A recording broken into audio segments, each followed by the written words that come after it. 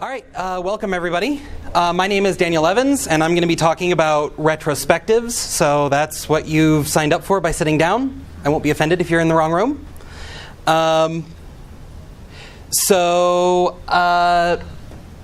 We want to thank Craigslist for sponsoring the room and sponsoring the conference in general.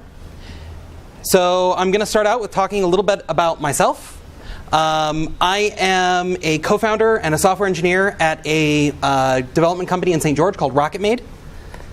Of course, that's when my laptop decides to go to sleep. I have a pretty slide which shows all of my contact info. It's out there. Yep. Anyway, so it has my GitHub info, my Twitter handle, and a link to RocketMade if you want to find out more about us. Start the game already. Presentation, sorry. Okay. You encourage heckling. Ha! You told me you encourage heckling, so. Okay. Yeah. Heckling is encouraged. There you go. My contact info. RocketMade, we do custom application development, a lot of iOS and Android apps. I myself am primarily a Ruby developer. I build APIs most of my time. I'm going to be talking about retrospectives, which we adopted Agile methodology early on in RocketMade. I learned retrospectives at previous companies, and I've held on to them very, very strongly. So they're what I'm going to be talking about today. Does anybody want us to stay around for links? All right. So what is a retrospective?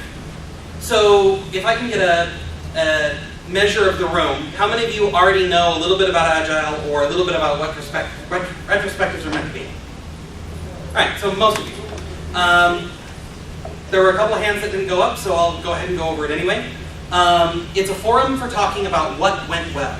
So when you have a project, usually you're doing it in an iteration. We like 1 week iterations. So once a week, every week, we get together and we talk about how that week went. How that project went for the week. So we'll talk about what went well, what didn't go well, and what we could have done better.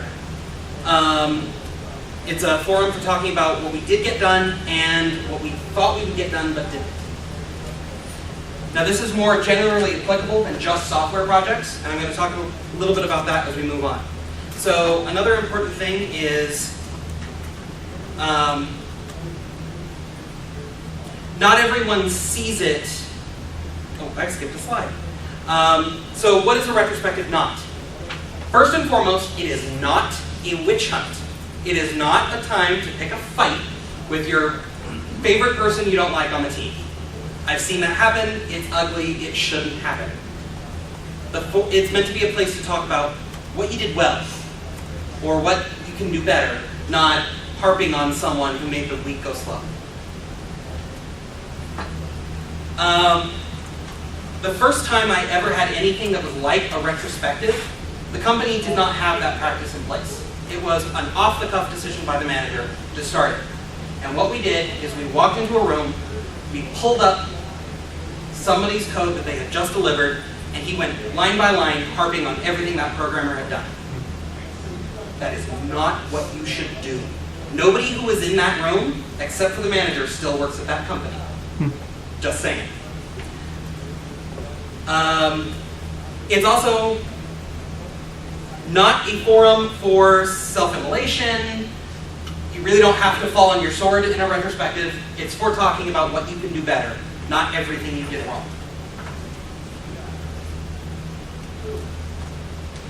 And a lot of whining can happen at retrospectives, which is not productive.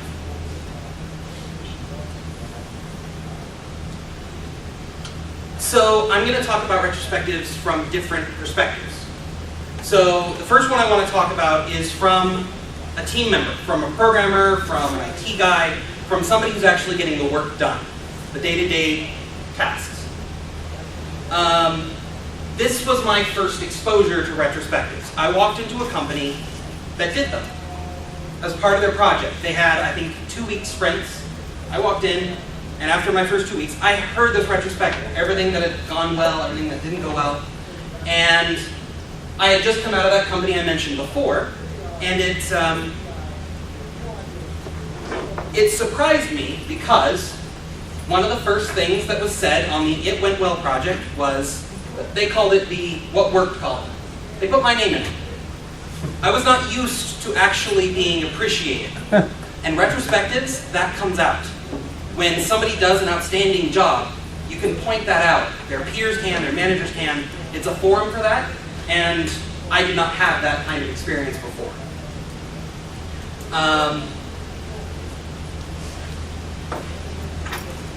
So, a couple of other things that matter to a team member, why I as a team member fight now for retrospectives, is the person who's actually doing the work usually most easily sees what's actually keeping work from being done. So they have a voice saying, something's wrong. I can't get my work done because of this. And I've been in a lot of projects and a lot of companies where there was no forum for that. They had to go to the manager, which a lot of people aren't willing to do for various reasons. A retrospective gives a nice, comfortable, safe environment to raise those concerns and suggest solutions for them without feeling like you're attacking anyone or going over someone's head.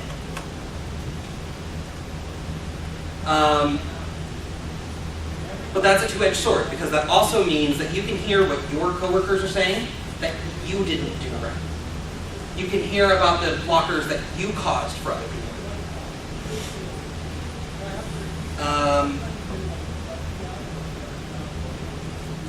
So, as we are at an open source conference, retrospectives give a lot of openness to the project.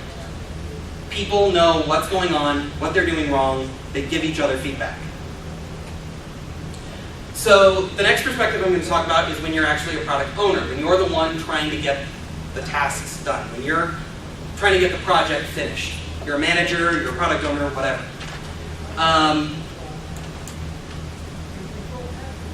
Some of the same things apply. If you see a concern, it's moving too slowly, whatever, you have a forum to raise that without attacking one member of the team, which I've seen happen way, way too often. The retrospective gives an environment where that can just happen without needing to attack anyone. But the more common case, in my opinion, is I see many more times the team members say, I couldn't get a hold of the product owner to answer this question, or emails are not getting answered, or details are being lost in emails. I've heard that one on probably 5 or 6 different projects, that somebody's emailing someone else, they're having this long conversation, they're making decisions, and then those emails only happen between those two people. The details get lost. So the other team members say, I didn't know about this. That's a common concern, and the product owner and the other team members need to hear that.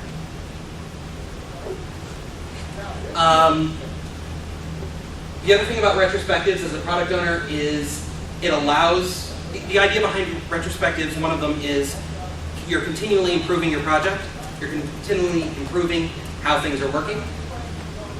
So you can see that process improve through the retrospectives as a product owner. Now, one of the other things I wanted to talk about is on the company management level. Now, I am now management. As well as being a software engineer, I'm now at the top level of the company. So what we've done is we have a company level retrospective, ignoring all the projects. Now, if you need to raise a project-specific concern, anybody can. But we start this retrospective about how the company is working. The most common complaints are usually the office is too cold or something like that. But a lot of valuable feedback has come back to me as the owner of the company that I've been able to fix serious problems that none of my engineers were willing to tell me about on their own. They were willing to raise it in a retrospective and suggest solutions.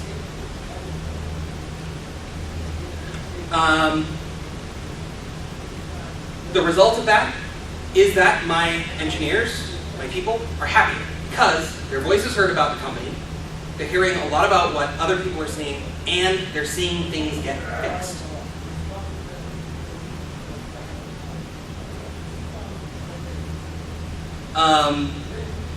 Probably the single most impressive result of that was about 6 months ago.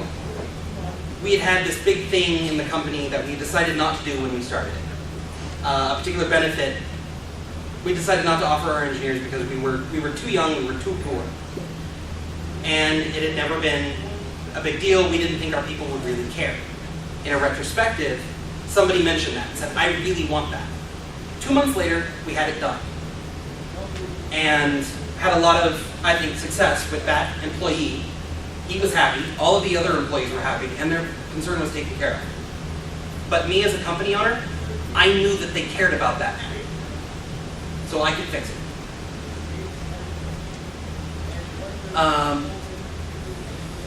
So the last thing I would add to the perspectives is I do personal retrospectives. A couple of times a year, I'll sit down and I'll use this style of thought against my own decisions. Not as a company, not as a product owner, not as an engineer, but as a person. So I'll analyze my own decisions as, okay, should I keep making that? Should I keep going down that route? That sort of thing. And I've made some major decisions in my life based on that process, making myself sit down and look over choices I've made. So, any questions so far? All right.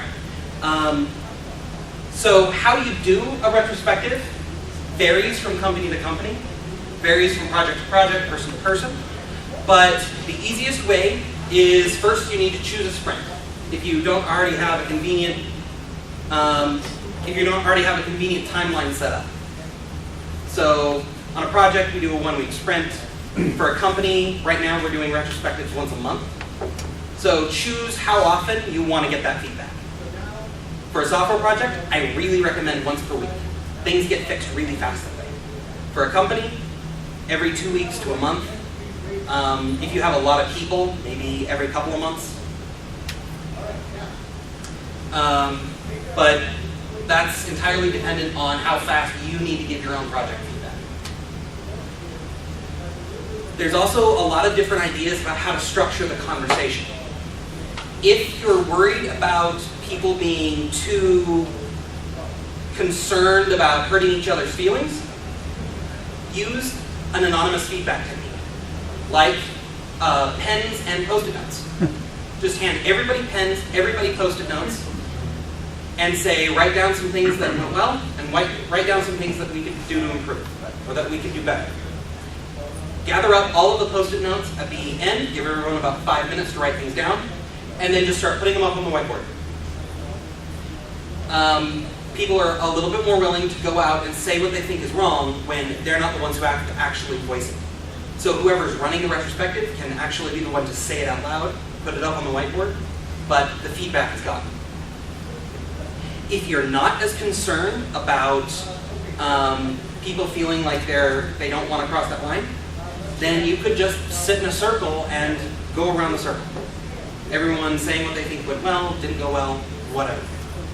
We've used both techniques, and we actually switch back and forth between them every once in a while, just because they both have their merits.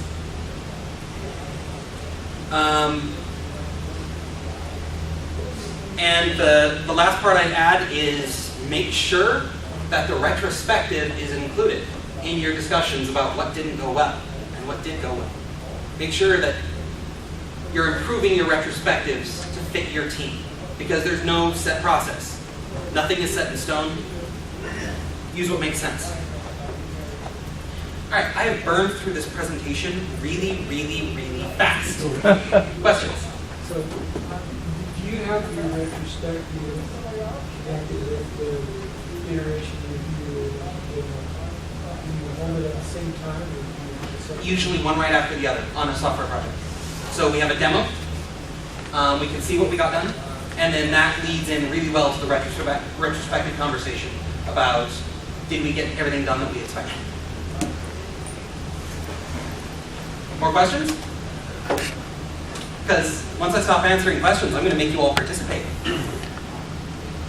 How long? Depends on the size of the team. For most software projects I'm working on between 3 and 5 people. Half an hour is usually plenty.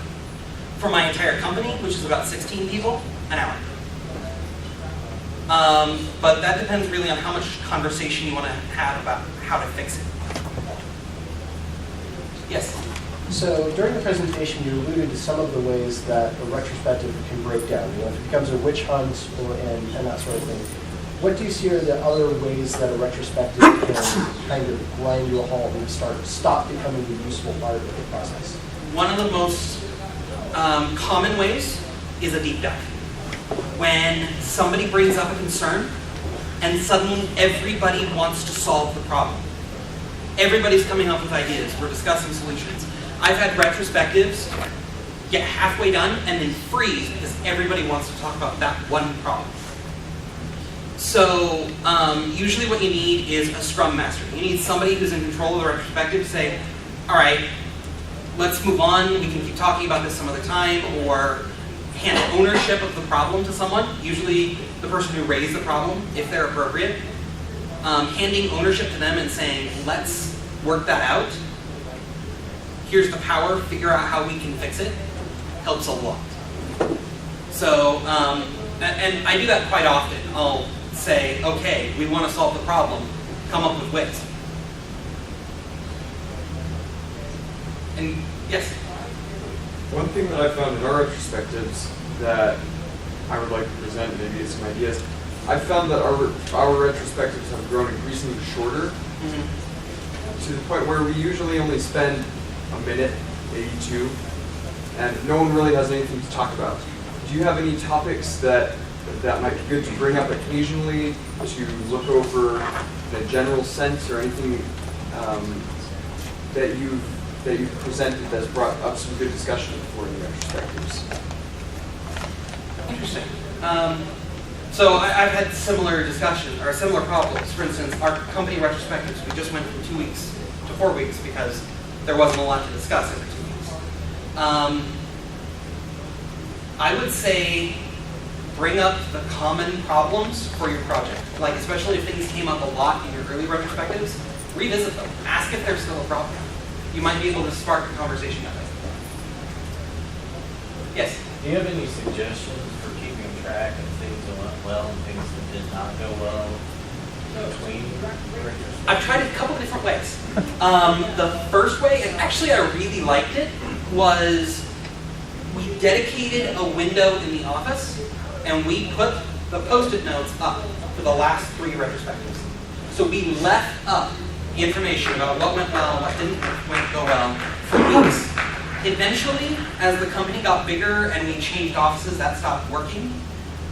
So now what we do is anything that needs to be documented, we put into a task tracker, like Pivotal Tracker or Asana. So we have lists of information. So are you adding to that during a sprint for your teams, or? So to Pivotal? What I find difficult is remembering what went well and what did not go well. If you're on like a 2-week sprint cycle, you forget. Oh, so you're saying like there isn't much to talk about, you know. Okay, so you're saying for an individual team member, how do you remember? Yeah. Keep notes. Keep notes. Everybody's a little bit different, and if it's especially a painful issue, they'll remember every 2 weeks. One of the things I'll do for that is if I have something that I want to remember to talk about in retrospective, I'll email the Scrum Master, and while it's still in my mind, and say, I want to talk about this, and then it's his job to then during the retrospective to come back and bring it up again, and hopefully I still remember why. I like that. So I just saw another hand go up in the back. Yeah, it seems we're analyzing code, all the time, and what we have a hard time with is code reviews and doing those efficiently. Yep. Do you dovetail those at all, or how do you deal with those? So we have a strong code review practice, but a lot of our early retrospectives, we're talking about how we should be doing code reviews. So this process helped improve the other. So we've gone through a lot of solutions on code reviews. It all depends on the project. whether the team is local or remote, pointing to a GitHub diff usually winds up doing a lot of it. Other questions? Oh, more of a comment, really. So I've been in this kind of scenario with my previous job, but the same principles and concepts also apply outside of the dev world, in the ops world, or in a NOC, where you're primarily responding to incidents. Right, those are usually referred to as postmortem. Right. Postmortems, right?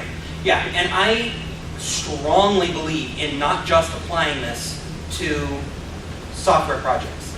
This applies to any team who's trying to get things done, and it applies to a company as a whole, and as I said, I apply this to myself personally. So, yeah, when you're responding to emergencies, that's a little bit more specific than a regular iteration. That's after that emergency or after that drill, but it's the same idea. I don't like using the term postmortem generally for retrospectives, because when we're doing a retrospective for the company, nothing died. So there's no reason for a postmortem. That's the only reason I don't use that term.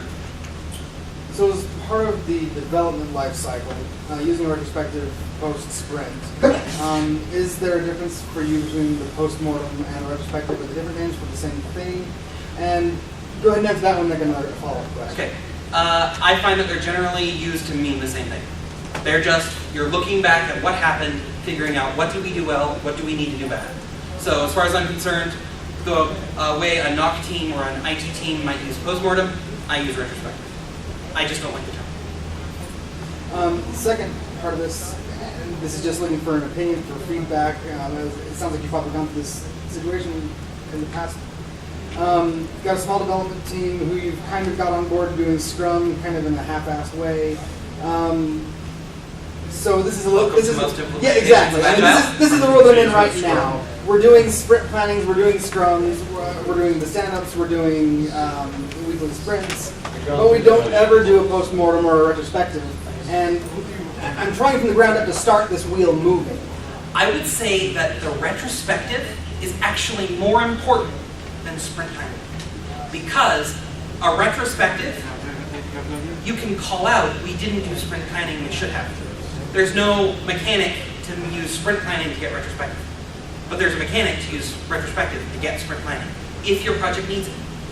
So a retrospective is saying, our process isn't working because, whereas a sprint planning is just reusing that same process and pushing it. So I think the retrospective is what's designed to fix those problems. Yes? For me, one of the key differences I see between a postmortem and a retrospective is one is scheduled and the other is kind of a reaction to an event.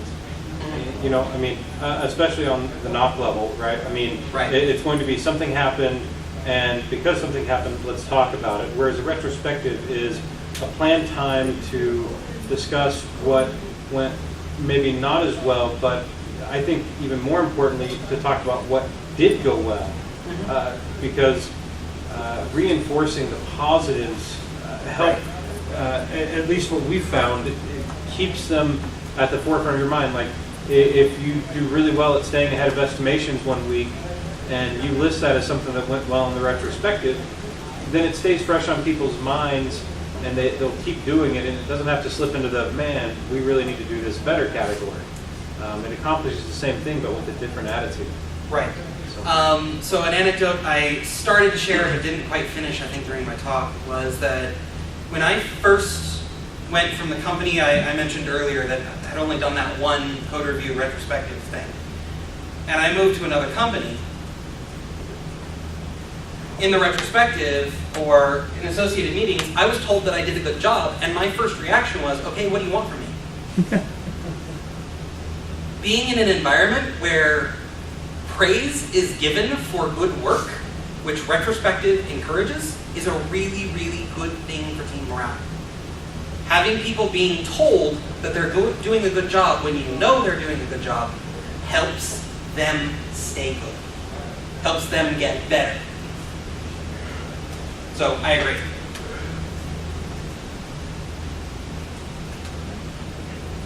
All right, More questions? So what I have is actually, I want to do a retrospective on my talk. We'll talk about retrospectives, right? I have post-it notes and pens.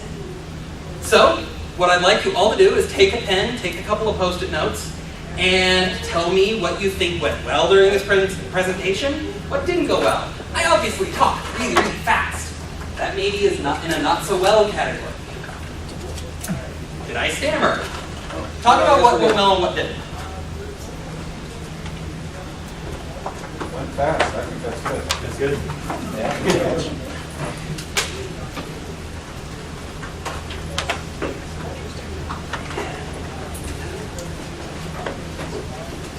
Thanks.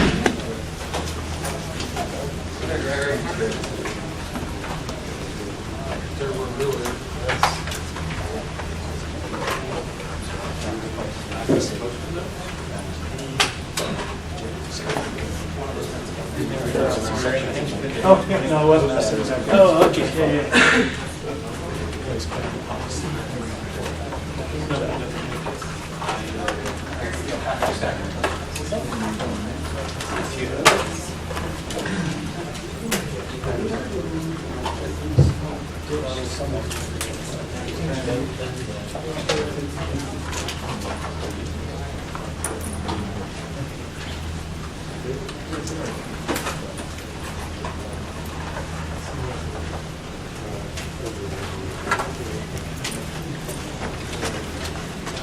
You want us to make these into paper airplanes and sail them back to you? Hand them forward, whatever you want to do. And I'll give you about 5 minutes to write things down.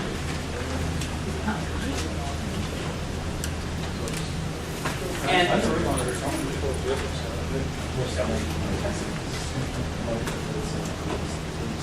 So that's just my own personal. yeah, I I'm just completely an agree. expert in public speaking, so that's not an official thing. I agree with you.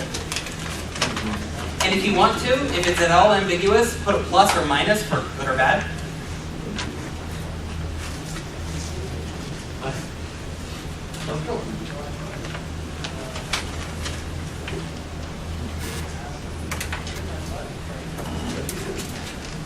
But on the plus side, you're very engaging. Thank you. Write that down. Oh, sure. Just take these back to your boss. No, I'm just kidding. I'll write it down for you. No, I got it. I'll do it for you. Okay, good. See, that's the idea. Remember to give praise as well as criticism. Cool.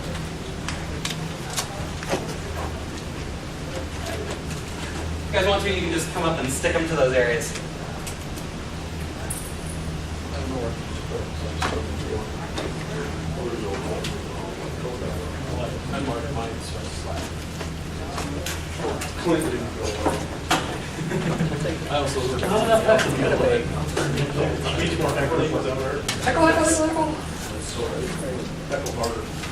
My shirt was too purple.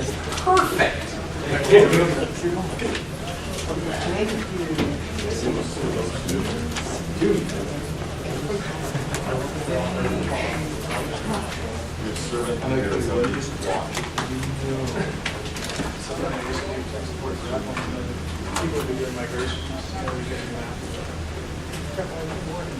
I don't think you'll get turned in if you don't go.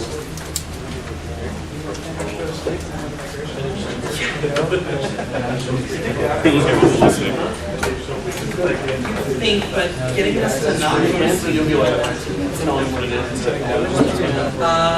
As far as I know, Yes, and we still change about all sorts of things. at least not in recent hours. Right. No, I believe that's because I would think the program. So, I'm pretty sure.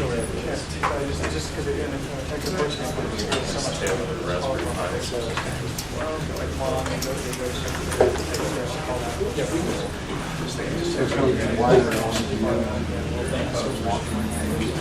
Alright, anybody else still ready?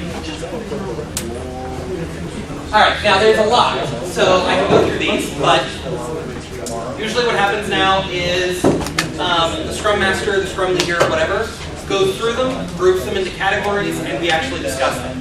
So, here's a good. Don't focus on the negative, do focus on the positive.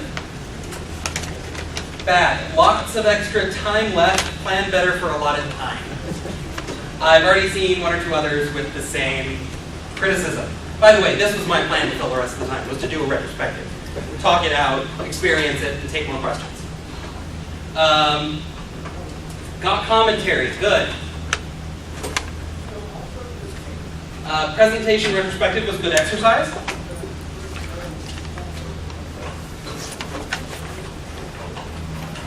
Ugly, the room shoes. Something wrong with my shoes? I was heckling you, I'm sorry. That's okay.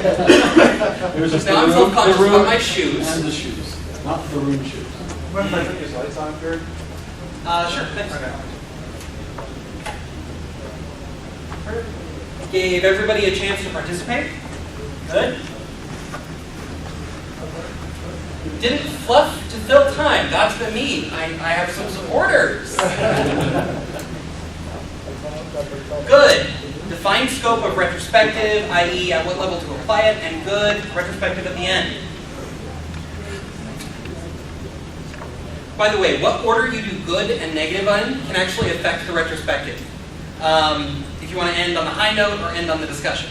So doing what's good last sometimes is a good idea, especially if people are getting harped on a lot in the negative. Quickness of presentation.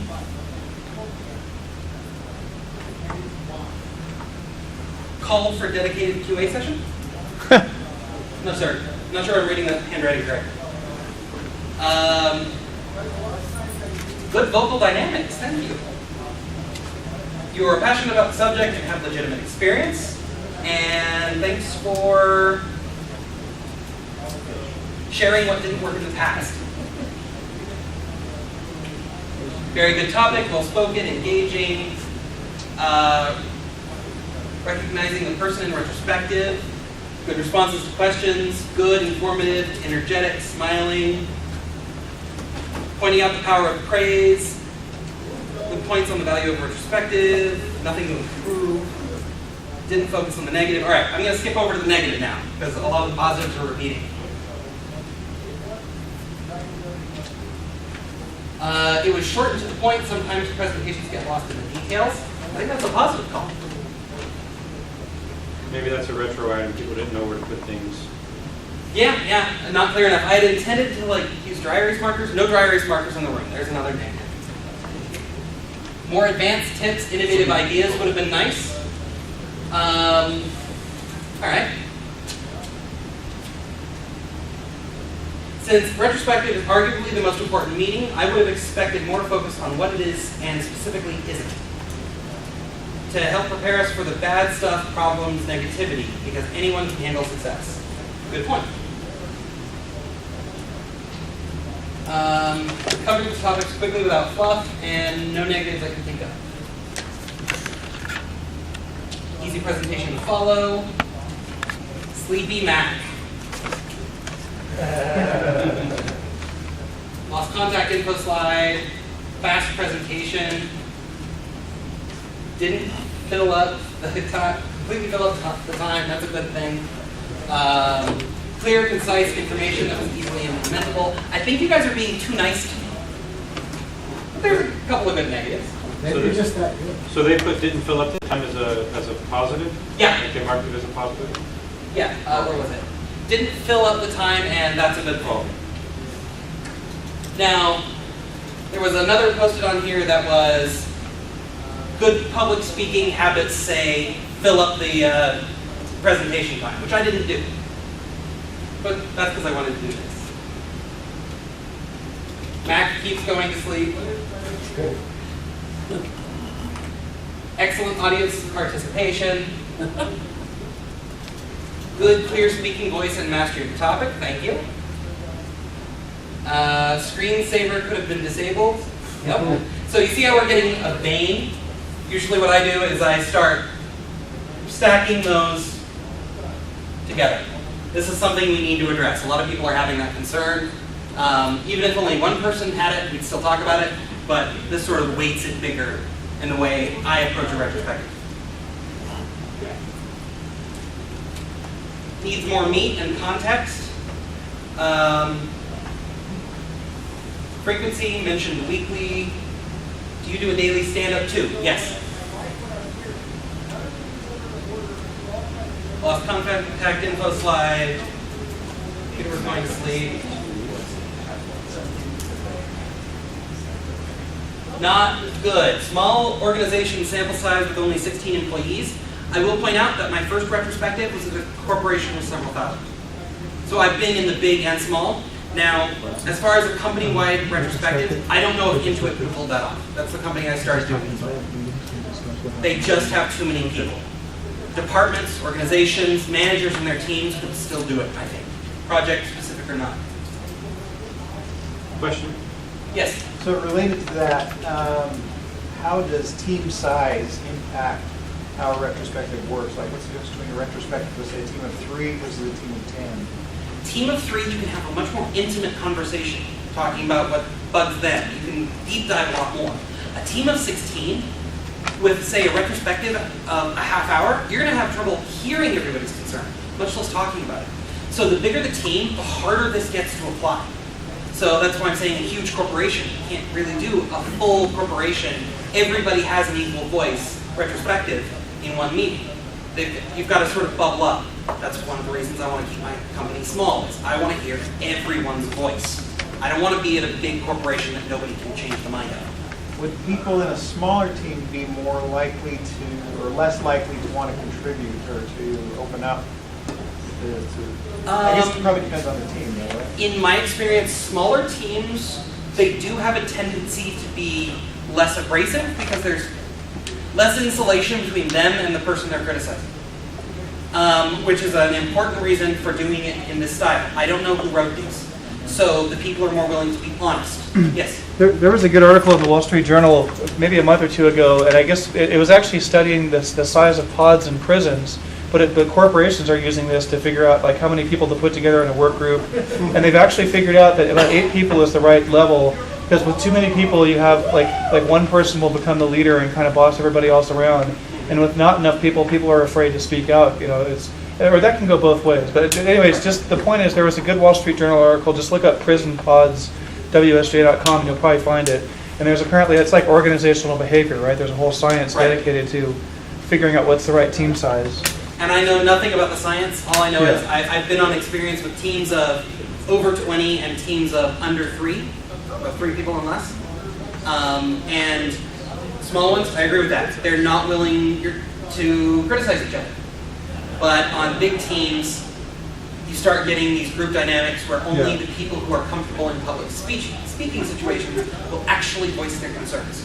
So what do you think about 8 then? Do you think that would be a good size? Or 8 is probably a pretty good size, yeah. So the prisons have it right.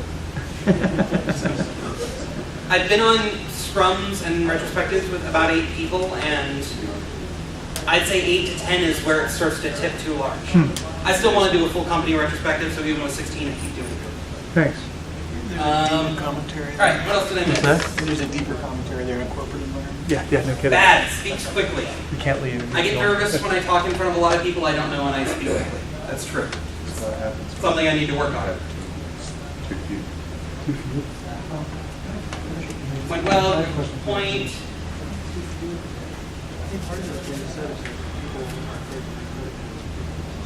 Essentially good, back and forth. This format would work better if planned and announced at the beginning. Okay. All right, I think we've read them all. So, a couple of things. I need to plan my presentation better. Okay. I need to practice some speaking so I still don't speak them so fast and so on like that. All right, what do you guys get from this? Questions? I was just going to say, so at the end of a retrospective, you kind of try to summarize, here's the takeaway points, here's the actual... Right. The most critical thing to do is to make sure that on, like, your negatives that can be worked on and should be worked on, that somebody owns it. That there's one or more people who have the task, the job of finding a solution or implementing the solution you've already decided on. So, assign tasks. Make sure that people have ownership of it. And one of the things I like to do is, if it's possible, to put the ownership for a problem in the hands of the person who raised it, to do that. They're the ones who are most concerned. Give them the power to fix it. More questions? One thing is the way we did ours was directed at you and project to you. Right, so this is... The normal one would be with us talking about how everybody performed. Right, how everybody worked together. So yeah, this is a really focused on me as a person, so this is leaned toward witch hunt. But there's really, unless I was going to make us retrospect on the conference as a whole or something like that, I didn't see a way around that. I wouldn't do a retrospective focused on another person in a real So a normal retrospective is everybody was... Right, you're dealing with your common problems, your common work that you've done together. So, I mean, there were some on here about audience participation, but that's mostly, it was talking about how I engage. So, like I said, I wouldn't focus on one person if you can ever avoid it. I don't see a reason to have a multi-person retrospective focus on one person. Yeah? So, if you've got a small team that doesn't all work in the same place, what are some tools that you can use to help fuel an anonymous style retrospective? You do a Google form. Except for the person who's really backstabbing and wants to go back and look at the history of, well, I guess if they don't fill it out, yeah, that could work. You can fill it out anonymously. You can do it anonymously, as long as you don't log in. And, yeah. And I do have a distributed team, and I've done that, but most of the time what we do is we have whoever is the Scrum owner gets an email or a text message. That breaks a lot of the anonymity, but so far that hasn't been a huge concern for us. But doing a Google form or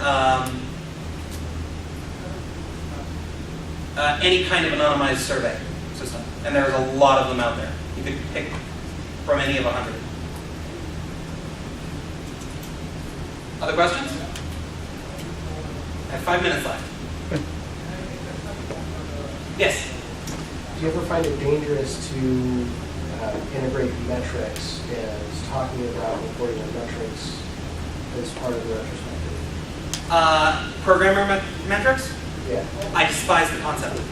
As an engineer and as a manager, I hate them. Truly and deeply.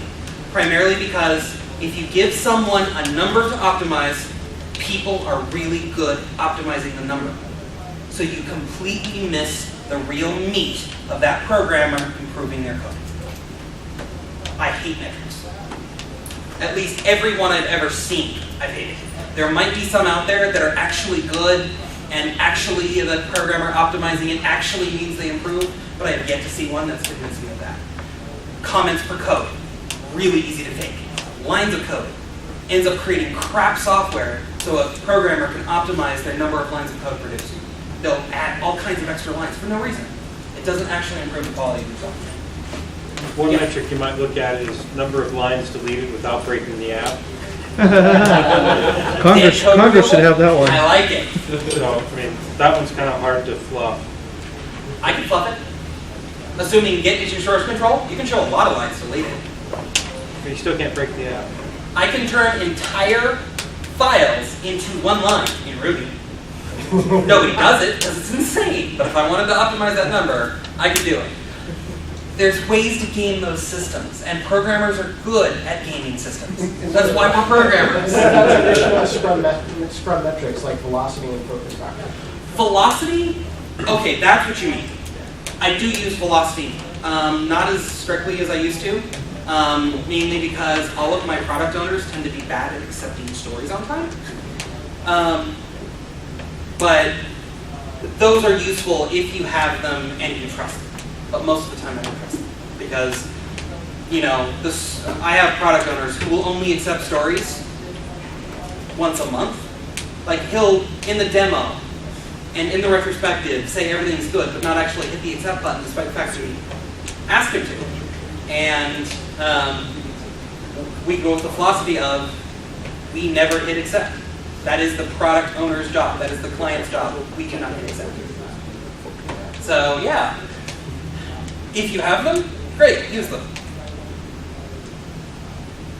And the formal books I've read about Agile and Retrospective one of the important points they strike on in retrospectives is this is what our velocity said we should have gotten done. What did we get done, and why are those numbers different? Sometimes it's a good thing, sometimes it's a bad thing. Most of the time it's talking about, did you estimate your stories correctly? Which is an important thing to talk about if you're counting on those point estimates. More questions? Awesome. Have I convinced people to start using retrospectives who weren't already?